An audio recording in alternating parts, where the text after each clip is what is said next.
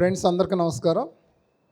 PMC ఒకే చైతన్యం, ఎన్ని భాషల్లో ఉన్నా అది ఒకటే చైతన్యం. Hindi, Kannada, English, Tamil, global, USA రకరకాల పిఎంసీలు ఉన్నాయి కదా, కానీ వాటి కాండం ఒకటే, అంటే ఒకే చైతన్యం. ఇది మాత్రం గుర్తుంచుకోండి.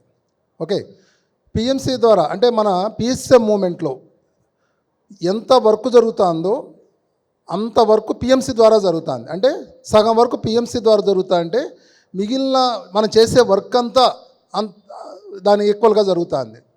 అంటే పత్రికారు లేని లోటు, అంటే కొత్త వాళ్ళని ధ్యానంలోకి తీసుకురావడం పిఎంసి ద్వారానే సాధ్యమవుతుంది. ఇది బాగా గుర్తుంచుకోండి. మనందరి ధ్యేయం ఏంటి? ఎంతోమందిని ధ్యానంలోకి తీసుకురావాలి కొత్త వాళ్ళని. అది పిఎంసి ద్వారా జరుగుతుంది.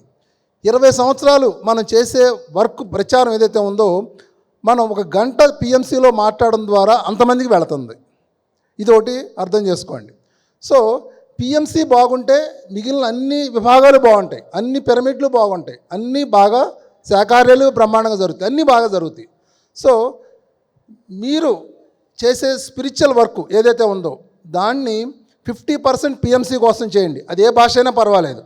50% పిఎంసి కోసం చేయండి, 50% మిగిలిన వాటికి చేయండి. ఇది బాగా అర్థం చేసుకోండి. తర్వాత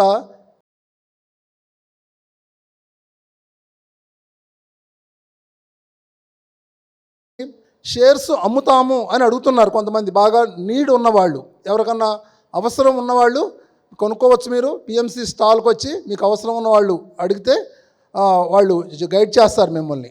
ఓకే, పిఎంసి కావచ్చు, ఏ ప్రాజెక్ట్ మీదైనా కానీ ఎంత వ్యతిరేకత వస్తుందో అంత బాగా ఆ ప్రాజెక్టు ద్వారా స్పిరిచువల్ వర్క్ జరుగుతుంది అనేదాన్ని అర్థం చేసుకోండి. అది ఏ ప్రాజెక్ట్ అయినా అవ్వచ్చు, ఒక పిరమిడ్ అవ్వచ్చు, ఏదైనా కానివ్వండి, ఒక పర్సన్ అవ్వచ్చు. సరే, అంటే ఆ వర్క్ అవ్వకుండా ఎన్నో ఎనర్జీలు అడ్డుపడతా ఉంటాయి, ఎన్నో మాటలు వస్తూ ఉంటాయి.